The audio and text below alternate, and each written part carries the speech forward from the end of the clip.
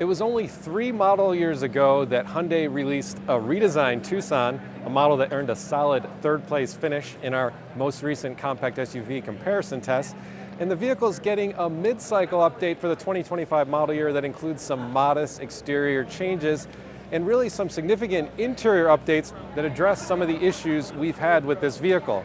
Let's take a look at what has changed for 2025. With its creased flanks and wide grille, the Tucson is already one of the more distinctive SUVs you can buy in the compact class. And the changes for 2025 don't really alter that significantly, though there are some new lighting elements in the front, a new grille, and new front and rear bumpers, along with new alloy wheel designs.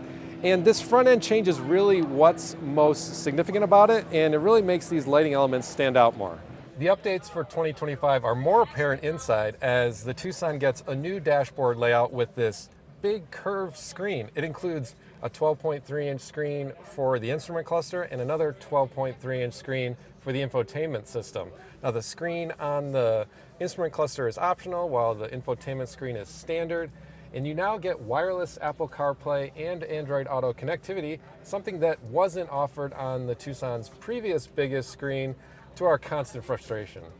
One of the aspects of the prior Tucson that wasn't particularly well received was the touch-sensitive panel on the dashboard for many of the vehicle's controls. Now that's been replaced with some physical controls that make it much more easy to use. You get a physical volume knob, physical tuning knob, some dials for temperature control too, which is nice. Now there are still some touch controls for climate right between those knobs, but overall this is a setup that I think is going to be much more usable.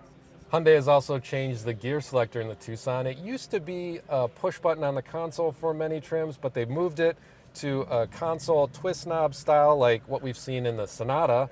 And what that's done is it's allowed them to open up a lot of additional space on the console. They have this upper section here that has cup holders and a wireless charging pad for your phone. And there's this big open space below it for extra stuff.